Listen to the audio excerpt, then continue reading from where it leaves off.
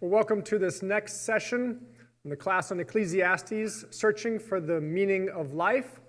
In the last session, we launched off into chapter 3 and looked at the famous poem of time at the beginning, the first 8 verses.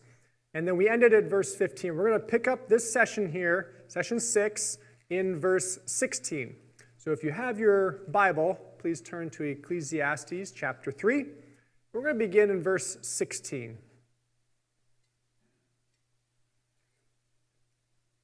Verse 16 says, "And moreover, I saw this under the sun, in the place of justice, that wickedness was there, and in the place of righteousness, that wickedness was there.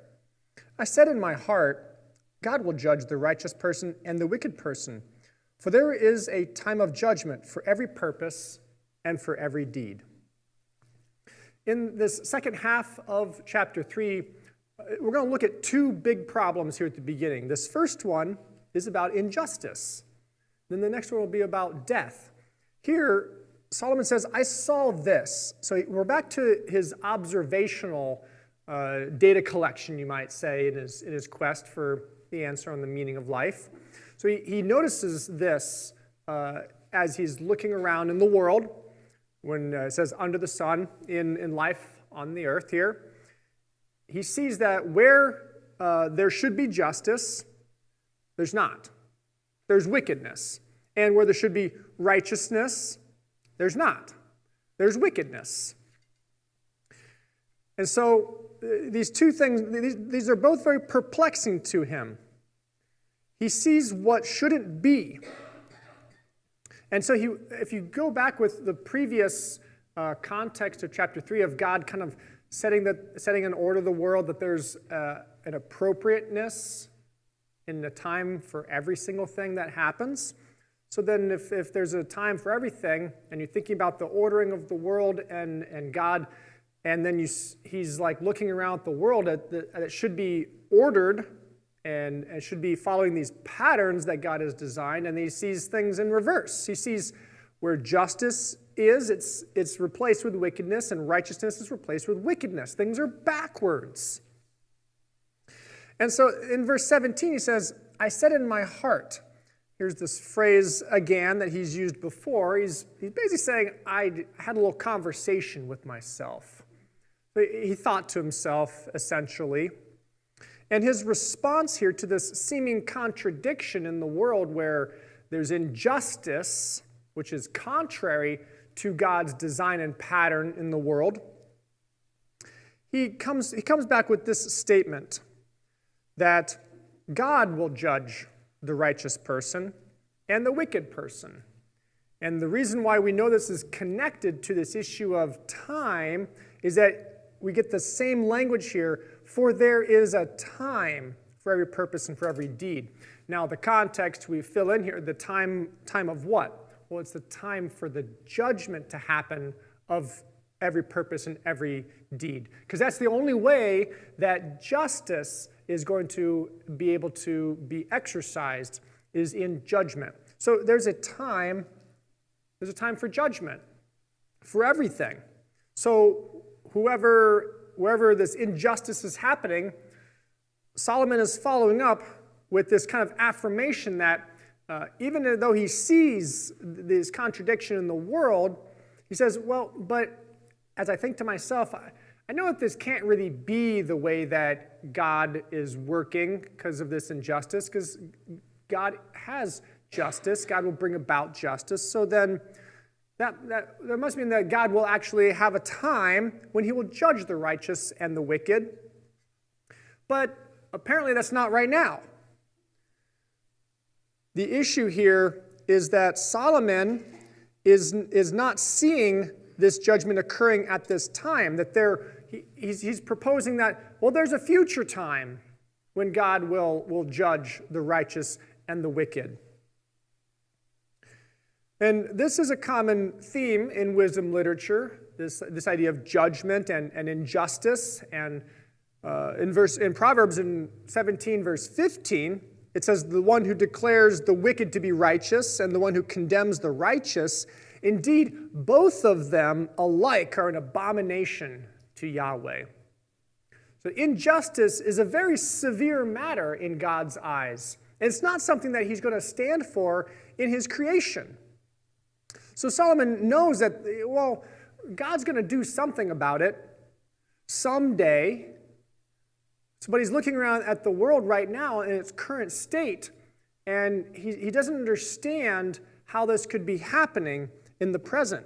You know, when in Israel's history, there's a time in which they had really turned away from God, and God sent prophets to Israel to try to call them back to him, call them back to obedience. And there's this one place in the book of Isaiah where the prophet Isaiah is speaking about the problem with God's people. And this is what Isaiah tells them is the problem. For Isaiah 59, verse 14 and 15, justice is turned away backward, and righteousness stands afar off. For truth is fallen in the streets, and uprightness cannot enter. Yes, truth is lacking, and he who departs from evil makes himself a prey. Yahweh saw it, and it displeased him that there was no justice. One of the main problems in Israel was that they had lost their sense of justice and how to enact that and honor God through that. And Solomon is perplexed as well as he looks around and he sees this injustice happening. I think we all have kind of like this innate sort of radar for injustice. I mean, gosh, I think we're born with it pretty much. We expect justice and we expect fairness. Now, we may or may not act that way all the time, but we sure feel it when somebody does an injustice to us. I mean, you can even take a toddler and you take their toy away from them, and they'll tell you right away that they know you just did an injustice to them. They'd say, it's not fair. Well, what do they think? They have a sense of justice, right or wrong. They have a sense that what they want is supposed to be the right thing. And therefore, when they're deprived of it, they're experiencing an injustice and they recognize it. The world has this sense about them. Every person does. So injustice, while maybe it's rampant in our world, I think it's something that every person can resonate with and can understand the perplexity of it that Solomon is trying to bring out here. That he, in light of how there's a time for everything, he's like, but there's not a time for injustice, right, God? But I see it all around here. So if you've made everything appropriate in its time, how is injustice part of that picture? And this is, again, Solomon as a human trying to stretch out and grasp the big picture, of which humans are not able to, but he's trying to, he wants to. And so he says to kind of like answer himself, he says God will judge the righteous and the wicked, and that God has to have made a time appropriate for that. But it's not now, it's in the future. And this then leads into the next section. So then the next conversation he has with himself, verse 18, I said in my heart, I dialogued with myself, the Hebrew means. As for the children of men, God tests them so that they may see that they themselves are but animals. For the fate of the children of men and the fate of animals is one. As the one dies, so the other dies. They all have one spirit, and man has no advantage over the animals, for all is pointless. All go to one place, all are from the dust, and all turn to dust again. So Solomon turns now to consider death. And he looks again at what makes a person, or what makes humans any better. What makes any humans above animals? This type of reasoning is similar to what he did previously when considering wisdom and foolishness. He asked, okay, well, if a person is wise and they live a life of wisdom, and then they die, and then a fool does the same thing, lives foolishly, lives a life of foolishness, and then dies, he's like, well, what difference does it make? They all meet together in the end anyway, and the same fate befalls them all. And he now uses that reasoning to say, well, then what's the difference between humans and animals? Even animals die just like humans die. Everything dies. So what advantages does a human have? A human's going to end up dying just like an animal.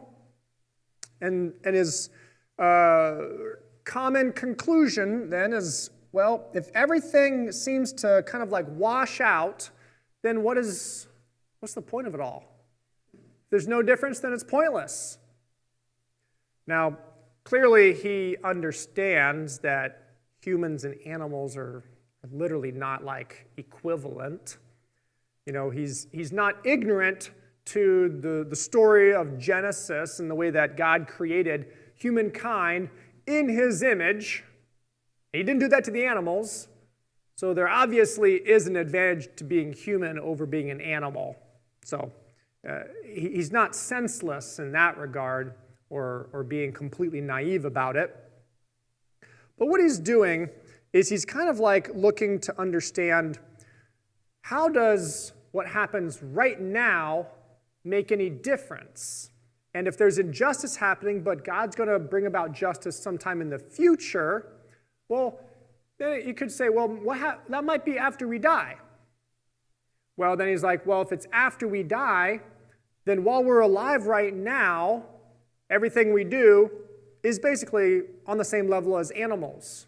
Because if all this stuff that God's going to work out in the future is after we die, then between now and death, how is our life any different than animals' lives? Now, he's looking at it from just one angle, not some universal reality of every single dimension of human life, because you could argue plenty of things about the complexities of the human heart and the ability to experience emotions and all the other creativity that humans bring. Clearly, animals don't have it. There's lots of things that people are able to do that far exceed the capability of animals. But when it comes to just thinking about, from one perspective on between now and death, is there a different trajectory? He's saying no. No, animals and humans all go to the same place. And that's what he said. He even says here, they have one spirit. He's thinking here like they both have conscious existence. Animals are alive, humans are alive, but they end up going the same place. They all come from the dust, and they go back to the dust.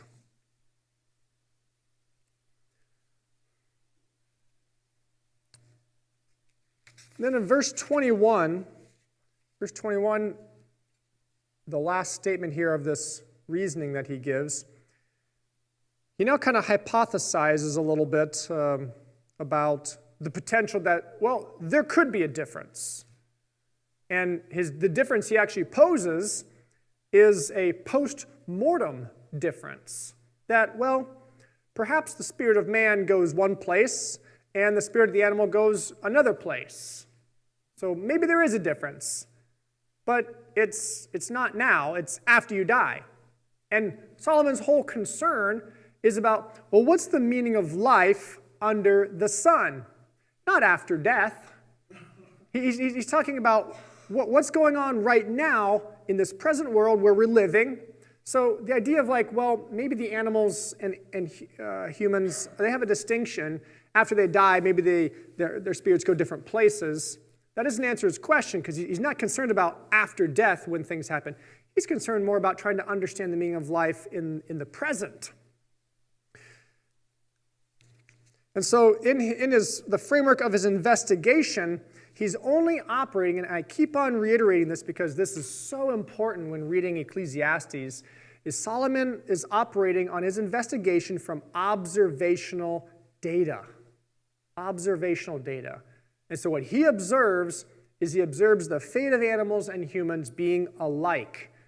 and that there's nothing different that happens observationally between the way that they live their life and then die, because the end doesn't change whether you're human or animal. So that's his framework for working and how he draws his conclusion. But ultimately, he's basically saying, if we don't know what really happens after we die, then we can't actually justify the meaning of life based on that uncertainty. No one can know what happens after you die in Solomon's mind.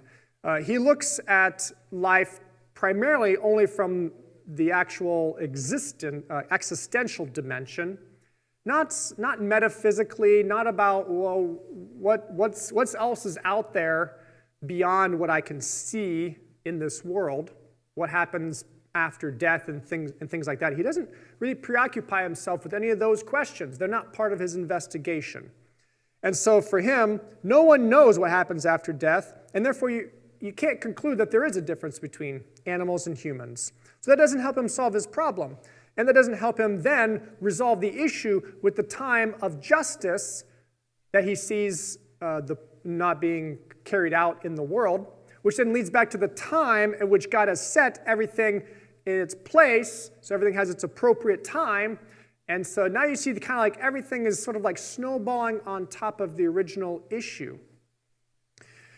But he doesn't leave it there. He does come and say, well, if there's all this uncertainty, if we can't really know the answers to these larger questions, there is something we can know.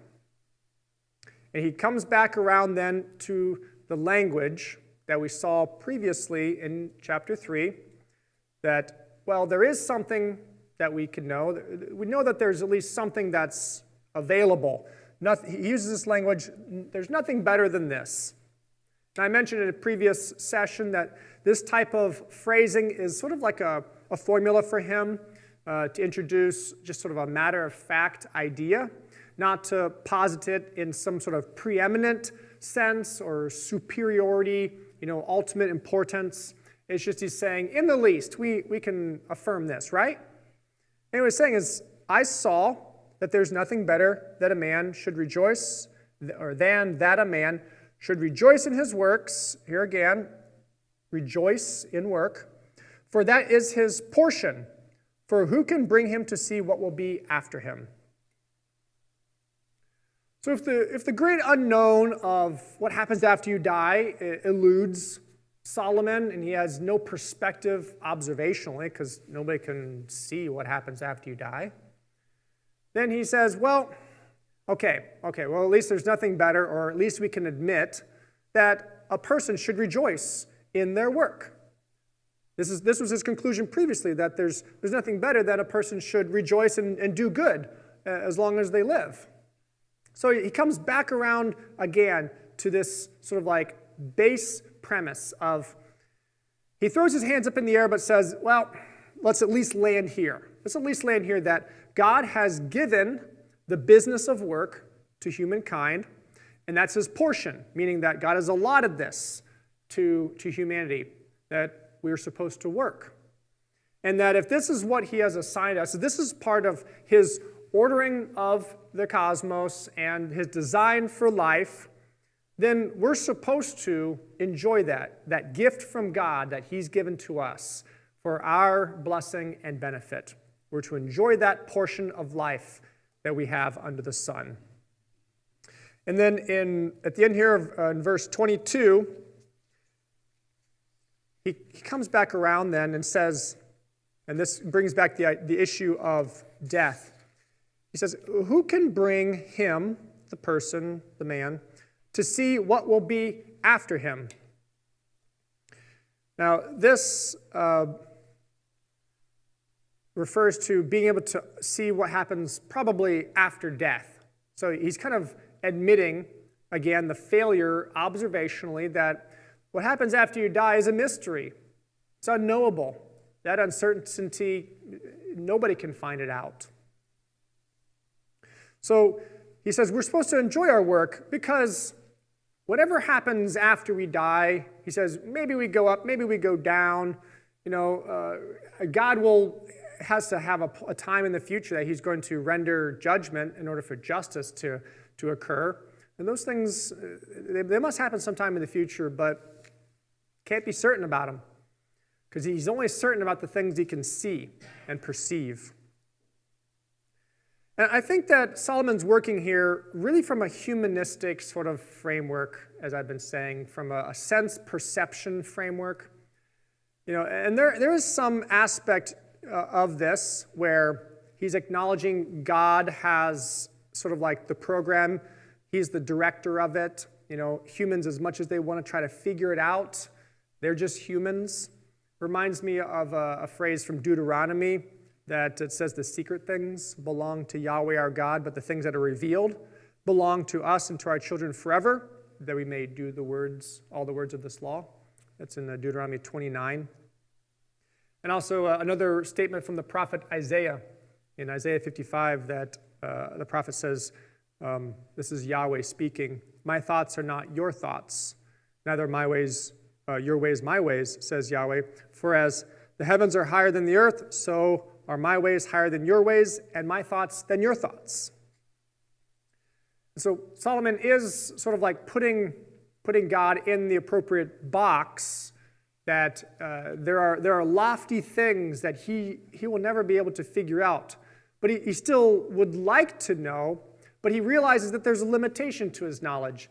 And the limitation then brings him to realize that even if he can't grasp this ultimate reality and to understand God's whole program and how it all works, he comes back at the end of the day to understanding that people are given this task of working. The business that God has given is work. And that what is best, in the least common denominator, you might say, is that we should enjoy what God has given us to do. We should work hard. We should do the job well. We should be satisfied with our work. And we should enjoy the fruit that comes from that work. The simplicity of that appeals to Solomon, given his frustration with trying to figure all this other stuff out. And he's not done yet. We're going to continue on throughout the book to learn about the other considerations that he goes through to try to understand the meaning of life. But he's come back more than once now, this is the third time actually, to talk about the simple pleasures of life can be found in at least enjoying one's work. We as humans, we long to understand things that are beyond ourselves, beyond our present lives. We want to understand God's ways. We want to trust that when we die, that's not the end, that there will be a resurrection, that there will be a judgment, and that there will be a renewal and a restoration, and all things will be made right one day. We want to trust God in that. Well, I praise God that we don't have to conduct an investigation like Solomon, using simply what we can see or touch or taste or hear, but that we're able to have something beyond our limited sense perception, that we've received knowledge from God. Because if the only knowledge we had to go off of was what we were able to obtain observationally, we might just be as frustrated and we might enter into the despair that Solomon describes he's in, as he's trying to use those means to understand God's ways. I would at least, draw some of the same conclusions that he does. A lot of things seem pointless then. I'm just trying to put it all together in my own little brain by what I can see in the world. What does really anything matter? We just live, we die. Tell me what really makes a difference.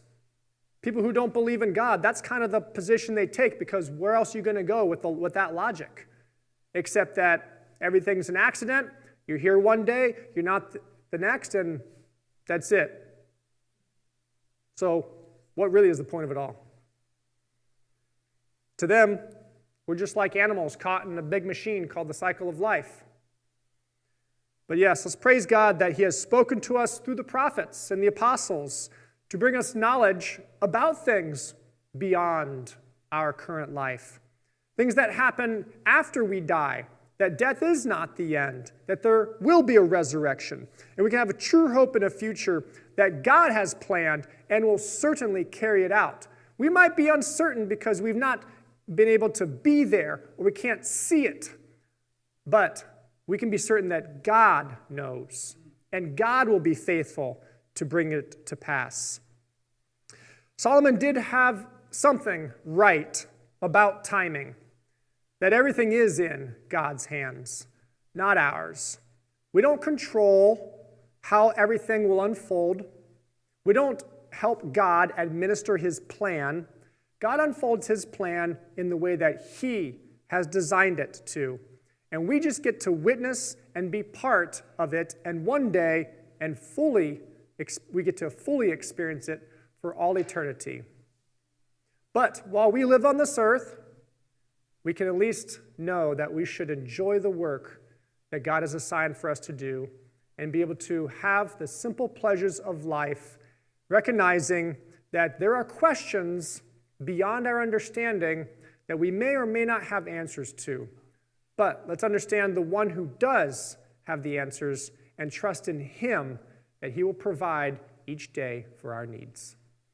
So we'll see you next time for the next session on the class on Ecclesiastes, Searching for the Meaning of Life. Thank you.